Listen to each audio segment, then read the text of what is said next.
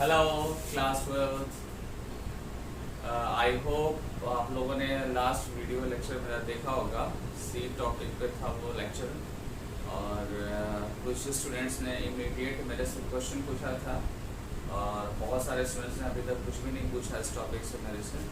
तो आप सबसे पहले तो आपसे ये मैं बोलना चाह रहा हूँ कि पहले तो वीडियो लेक्चर्स जो भी आपके प्रीवियस हैं उसको कंप्लीट करिए। नेटवर्क जब भी आपके पास अवेलेबल है उस टाइम पे वीडियोस को देख के और नोट्स प्रिपेयर कर लीजिए। और साथ ही में जो मैंने आपको पीडीएफ नोट्स भेजा है वो भी आप देख सकते हैं। एनसीईआरटी के साथ साथ नोट्स जब भी बनाना चाहिए सब कुछ कंपेयर करके और फिर बनाना चाहिए नोट्स फाइनली। और जल्दी से जल्दी मेरे से इस टॉपिक से जो भी क्वेश्चन पूछना है जो प्रीवियस वीडियो था मेरा उससे आप पूछ सकते हैं। और आज का जो टॉपिक है वो टॉपिक नहीं है, बहुत सारे टॉपिक्स हैं, छोटे छोटे बहुत सारे टर्म्स हैं जो आपस में क्या है कंफ्यूजिंग है और आपस में उसमें बहुत सारी सिमिलरिटीज़ भी हैं और थोड़े डिफरेंसेस भी हैं। तो उन टॉपिक्स को वन बाय वन पढ़ेंगे और कुछ टॉपिक को हम कंपेयर भी करने वाले हैं डिफरेंस उसमें बताकर।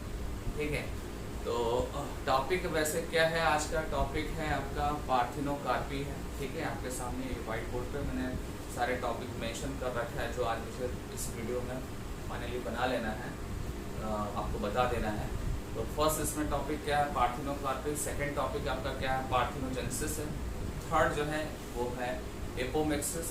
फोर्थ टॉपिक आपका है एम्फीमिक्सिस और एक लास्ट टॉपिक है आपका पॉलीएम्ब्रियोनिक। ठीक है, तो ये आपके टॉपिक्स हैं और इसका डिटेल में बताते जा रहा हूँ, पॉइंट टू पॉइंट बताऊंगा, आप नोट करते जाएंगे। ठीक है, और सबसे पहले तो एक बार इनको कंपेयर कर दूं, मैं एक बार कंपेयर करके आपका एक माइंड जो सेट है वो एक बार मैं प्रिपेयर कर दूं कि कैसे पढ़ना है इस टॉपिक को। ठीक है, तो सबसे पहले तो मैं बता दूं कि पार्थिनोकार्पी जो टर्म है और पार्थिनोजेनेसिस ये ऑलमोस्ट सेम है, ऑलमोस्ट सेम ये टॉपिक है। डिफरेंस इसमें आपको ये मिलेगा कि पार्थिनोकार्पी प्लांट के लिए यूज करते हैं और ये प्लांट और एनिमल्स दोनों के लिए यूज करते हैं। और भी इसमें डिफरेंस है बट डिफरेंस डिटेल में बताऊंगा थोड़े टाइम के बाद जब मैं पार्थिनोकार्पी डिफाइन कर लूँगा। और पार्थिनोकार्पी जब डिफाइन करूँगा देन आपको पार्थिनोकार्पी और पार्थिनोजेनेसिस में कंपेयर कर दूँगा। ठीक है, देन आपका है एम्फीमिक्सिस आपका टॉपिक है। तो मैं बता दूँ एम्फीमिक्सिस जो है वो पार्थिनोजेनेसिस जैसा ही है, सिमिलर ही उसके हैं, उसका टाइप आप बोल सकते हैं।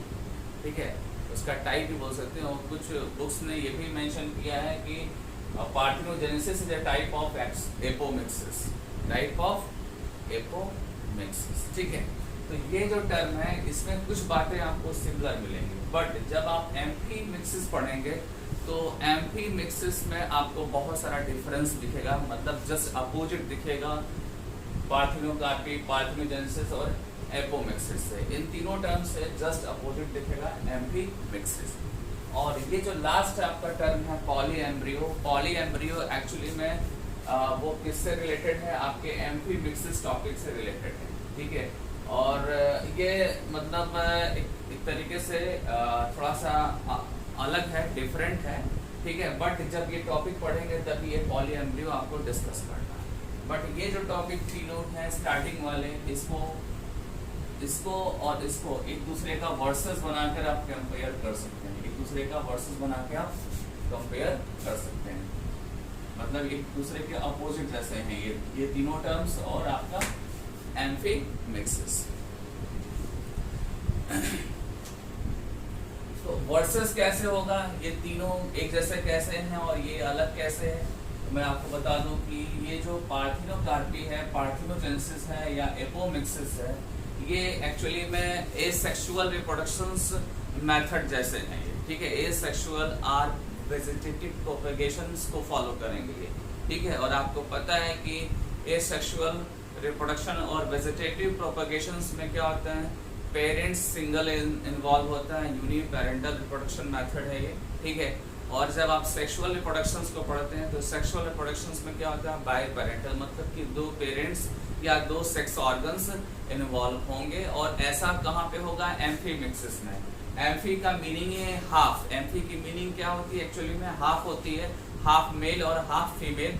सो दैट यहाँ पे हाँ जब मेल और फीमेल की बातें हो जाएंगी तो आप बोल सकते हैं कि एम्फीमैक्सिस क्या है, इज अ फिनोमेना, ठीक है, similar to the sexual reproductions, या आप ये भी बोल सकते हैं कि ये सेक्सुअल रिप्रोडक्शंस का रिप्रेजेंटेटिव है। ये प्रोसेस सेक्सुअल रिप्रोडक्शंस का रिप्रेजेंटेटिव है, कौन है, एम्फीमैक्सिस है।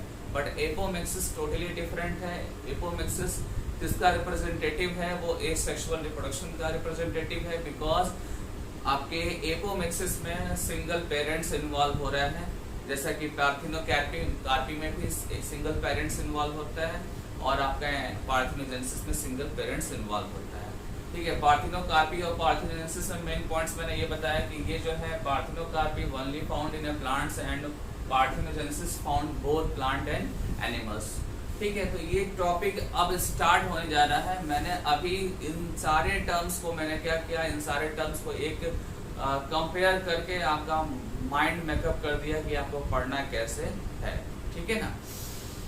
तो चलिए स्टार्ट करते हैं आज का टॉपिक, पार्थिनोकार्पी। पार्थिनोकार्पी एक्चुअली में क्या है, ये एक ऐसा फिनोमेना है जो एक सेक्सुअल रिप्रोडक्शंस को फॉलो करता है, और एसेक्सुअल रिप्रोडक्शंस में क्या होता है कि सिंगल पेरेंट्स इन्वॉल्व होता है, ठीक है।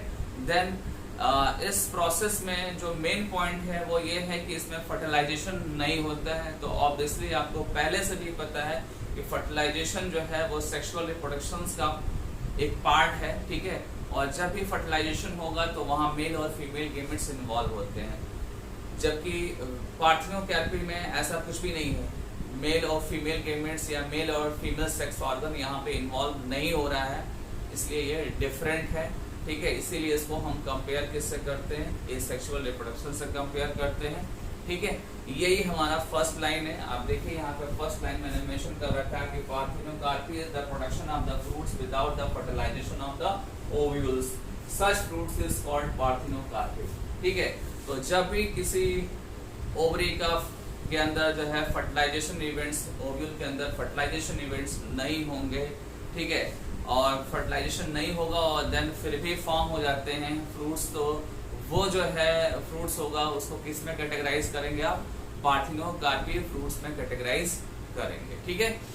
जो भी मैं लाइंस बोल रहा हूँ आप लाइंस को रिवाइंड करके देखेंगे तो मतलब ज़्यादा बेटर होगा, क्योंकि बहुत क्लोज है सारी लाइंस, ठीक है ना। चलिए, तो अब ये जो फर्स्ट पॉइंट है आपने पढ़ तो लिया है, इसमें एक चीज आपने पॉइंट आउट किया, वो पॉइंट आउट किया गया कि यहाँ पे फर्टिलाइजेशन नहीं होने वाला है ओव्यूल्स के अंदर। बट ये जो टर्म है, ये जो लाइन है, ये इनकम्प्लीट है। इसको कंप्लीट कैसे करेंगे, आप कंप्लीट करेंगे कि जब पॉलिनेशन भी ना हो, ठीक है। यहाँ देखिए पॉलिनेशन भी पॉसिबल नहीं हो और ना ही एम्ब्रियो का डेवलपमेंट हो, मतलब कि आप फर्टिलाइजेशन को आप एब्सेंट कर रहे थे, बट साथ ही साथ अलॉन्ग विद द पॉलिनेशन को भी आप क्या करेंगे, एब्सेंट करेंगे, और एम्ब्रियोनिक डेवलपमेंट को भी आप क्या करेंगे, एब्सेंट करेंगे।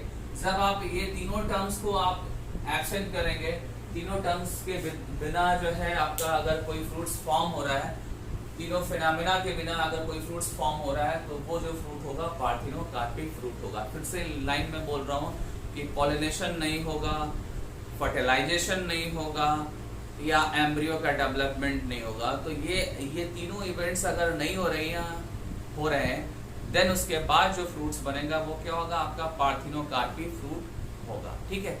थोड़ा सा ओवरव्यू देता हूँ मैं। पॉलिनेशन आपको मैंने बताया था ना कि पॉलिनेशन में क्या होता है, पॉलन जो है वो मेल रिप्रोडक्टिव पार्ट से मूव करके और फीमेल पे आते हैं। क्यों आते हैं, क्योंकि वो पॉलन के अंदर मेल गेमेट्स होते हैं और मेल गेमेट्स जो है आगे जाके फर्टिलाइजेशन करेंगे, ठीक है।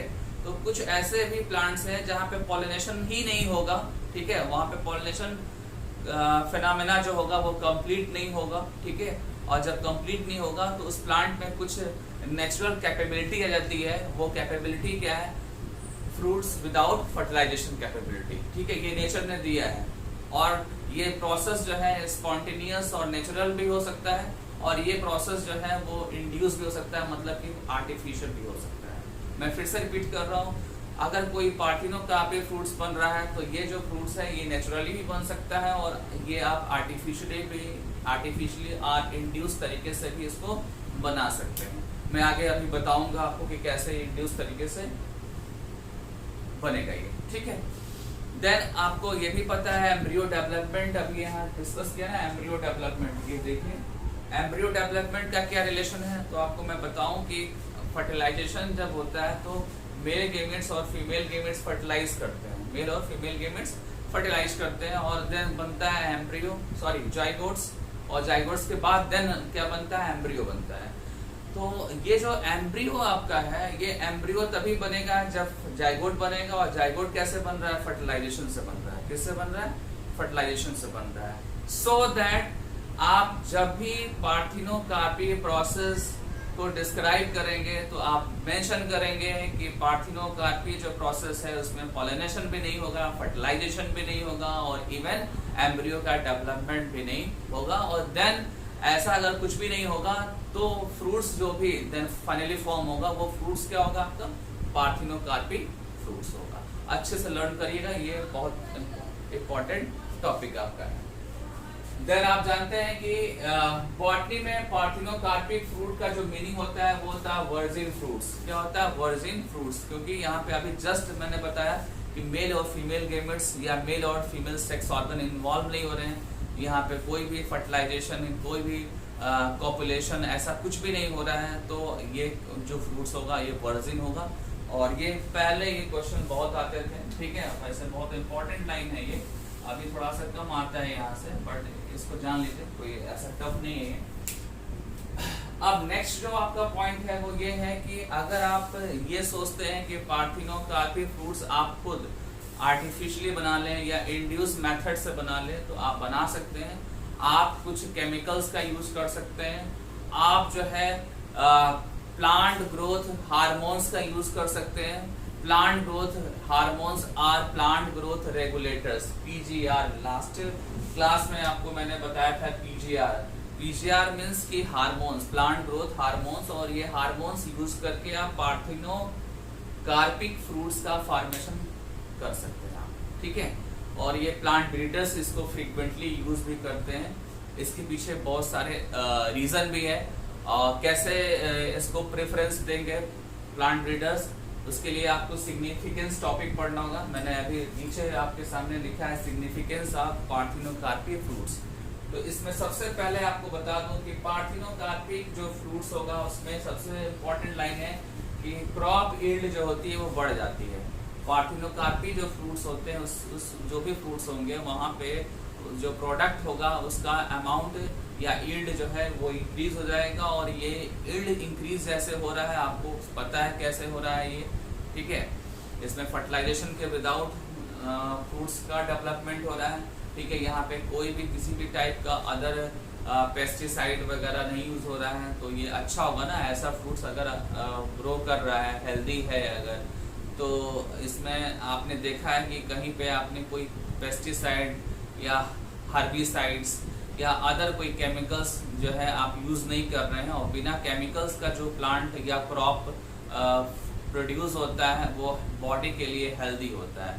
तो सबसे अच्छा पॉइंट यही है कि improve crop yield without using pesticide, without using pesticide. Then आइए आप, देन है आपका हेल्दी एंड नॉर्मल फ्रूट्स। ये जो भी इस प्रोसेस पार्थिनोकार्पी फेनोमेना के थ्रू, ठीक है, जो भी फ्रूट्स बनेंगे वो कैसे होंगे, हेल्दी होंगे, ठीक है, और नॉर्मल होंगे। और ऐसे फ्रूट्स को बनाना क्या होगा, इजी होगा, इजीली आप बना सकते हैं, इसके लिए बहुत टाइम नहीं लगेगा, ठीक है ना। देन है आपका कि जब भी इस मेथड से फ्रूट्स बनेगा वो फ्रूट्स के अंदर क्या होगा, सीड नहीं होगा, सीडलेस फ्रूट्स होंगे, और उसकी क्वालिटी भी क्या होगी, अच्छी होगी, ठीक है। नेक्स्ट पॉइंट है कि इसका कल्टीवेशन करना जो है वो थोड़ा सा चीप होगा, मतलब कॉस्टली नहीं होगा। तो जब इतने सारे बेनिफिट्स हैं तो आपको पता ही है ना कि प्लांट ब्रीडर्स इसको यूज करेंगे, क्योंकि प्लांट ब्रीडर का क्या है, मिनिमम इनपुट है और मैक्सिमम आउटपुट कॉन्सेप्ट पे वो चलते हैं वो, ठीक है। मिनिमम इनपुट और मैक्सिमम आउटपुट वाले कॉन्सेप्ट को फॉलो करते हैं प्लांट ब्रीडर्स, जिसमें इनपुट कम लगाना हो, कम टाइम में ज़्यादा प्रोडक्ट्स फॉर्म हो जाए, तो वो बेटर होगा, ठीक है। तो ये जो स्टोरी मैंने बताई है आपको पार्थिनोकार्पी का, ये स्टोरी जो है किसके लिए था, प्लांट के लिए था, ठीक है ना। यही चीज ध्यान देना आपको। और नेक्स्ट जो टॉपिक स्टार्ट कर रहा हूँ, स्टार्ट नहीं करूंगा, इसको कंपेयर करूंगा मैं पार्थिनोकार्पी से पार्थिनोजेनेसिस को कंपेयर करूंगा, और पार्थिनोजेनेसिस जो होता है एनिमल्स और प्लांट्स दोनों में आपको मिलेंगे, ठीक है ना।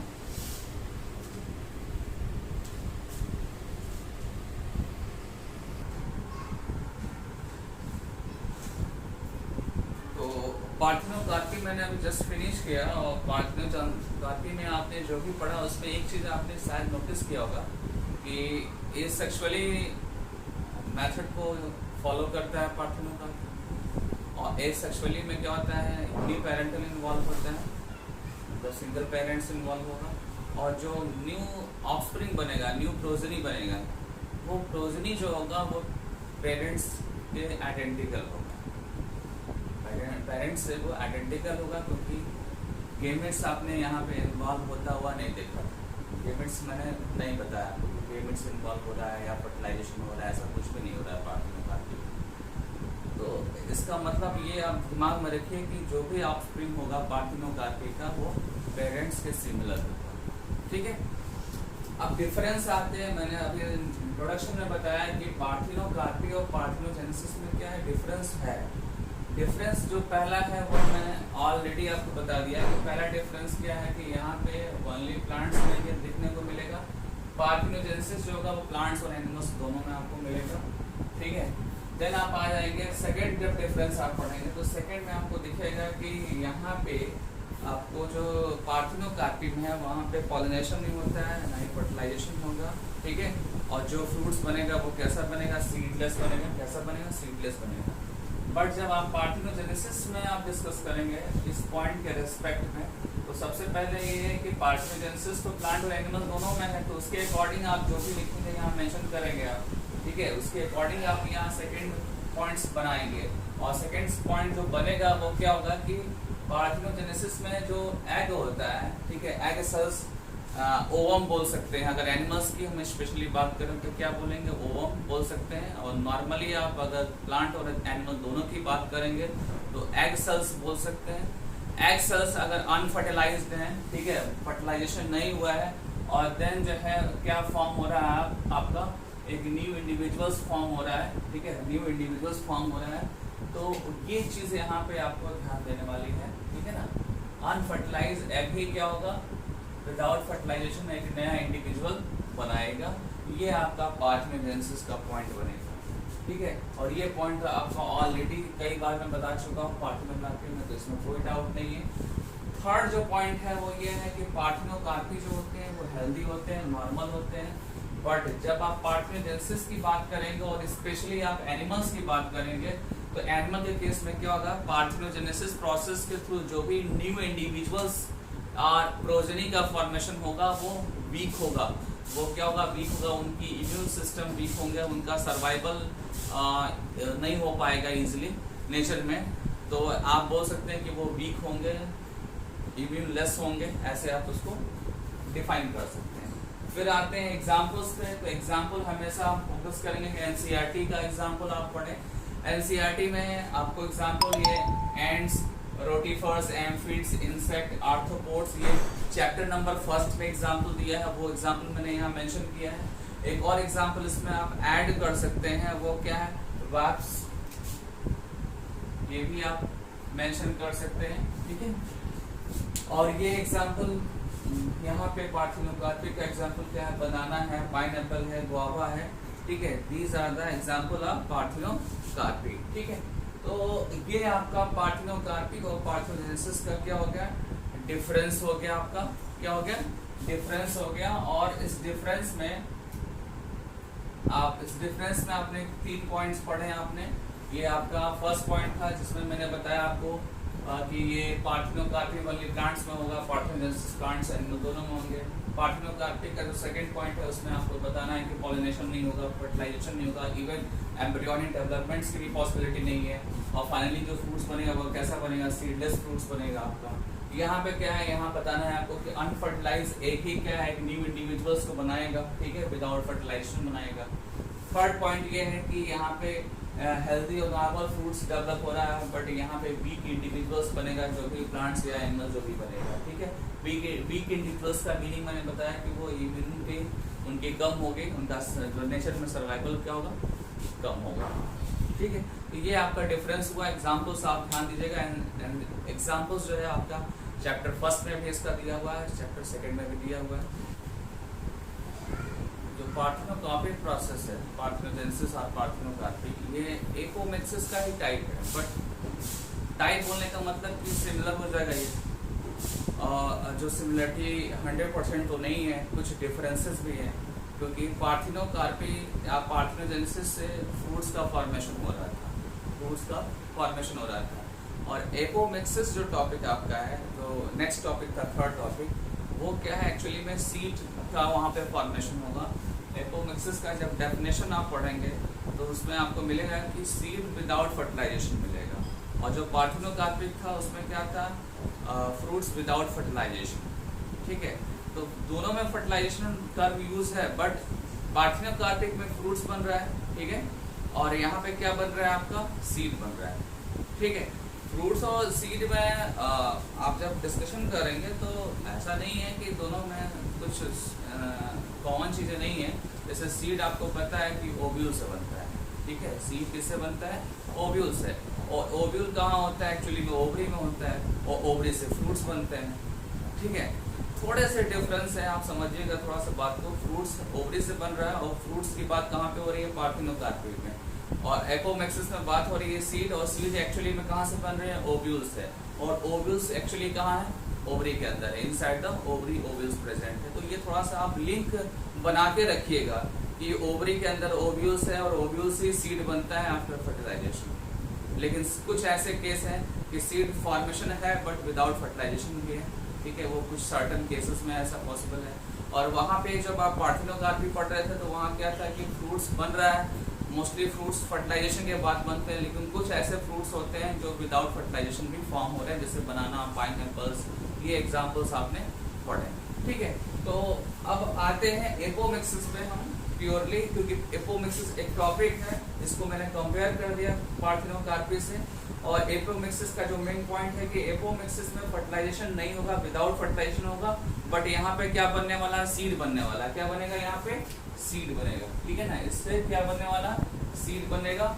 और ये जो एपोमिक्सिस प्रोसेस है, ये अकॉर्डिंग टू एनसीईआरटी किस फैमिली से बिलोंग करता है, एस्टरेसी और ग्रासेस में।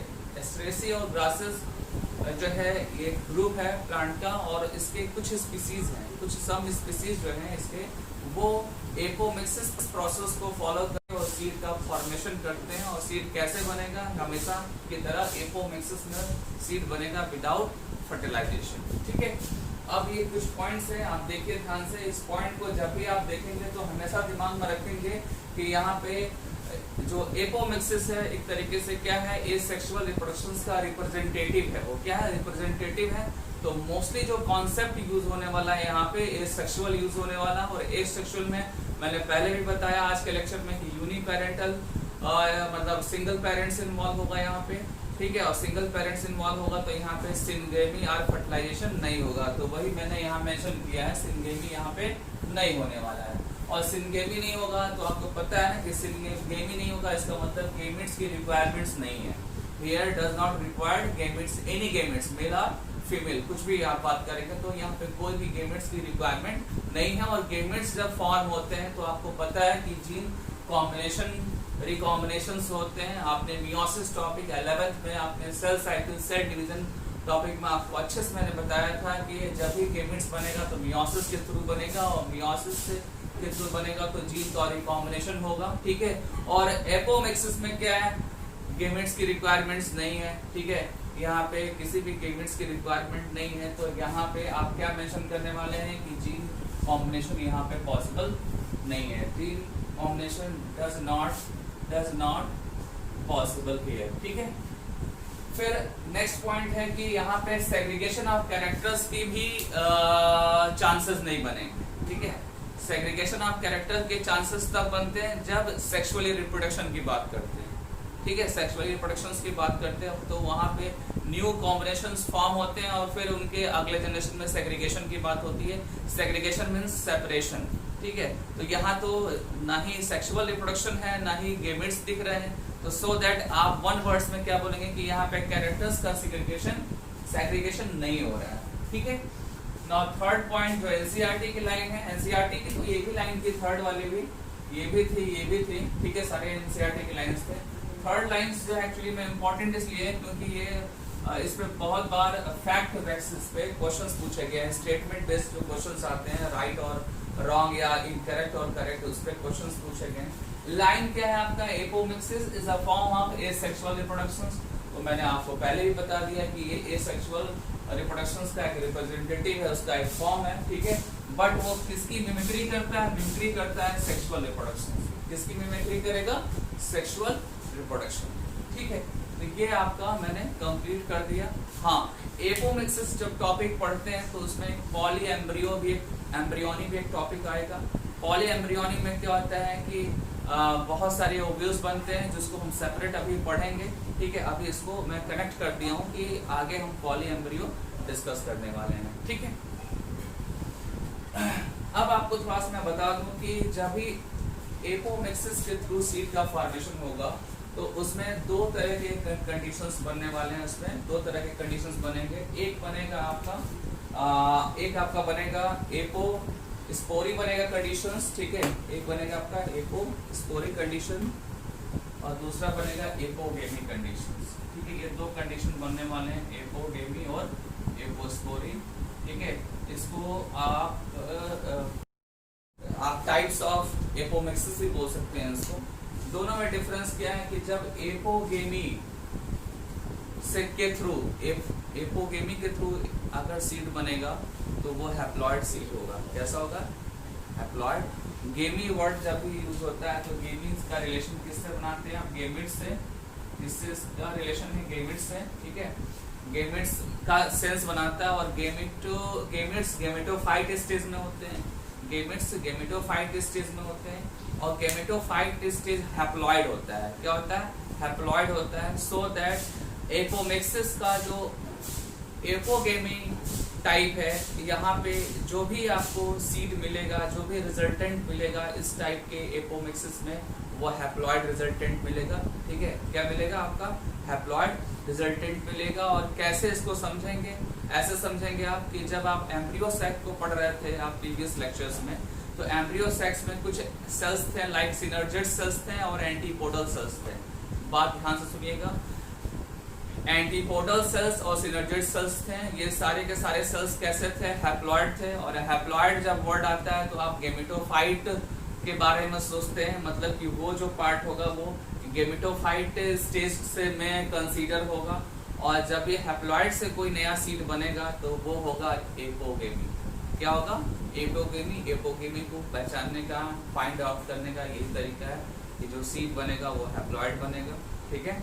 और कैसे बनेगा, एग्जाम्पल मैंने बताया कि सिनर्जिड्स हैप्लॉइड है, एंटीपोडल भी हैप्लॉइड है। अगर बाय द वे ये कन्वर्ट हो जाते हैं सीड में, ठीक है, अगले स्टेप में, तो ये जो है कि टाइप होगा एपोमिक्सिस का, उस पर्टिकुलर टाइप को क्या बोलेंगे, एपोगेमी बोलेंगे। क्या बोलेंगे, एपोगेमी। मैं बार बार रिपीट कर रहा हूँ, apogamy is a type of apomixis, ठीक है, in which certain cells, haploid cells involve to formation of seeds, ठीक है, लाइक सिनर्जिड्स एंड एंटीपोडल्स, ठीक है।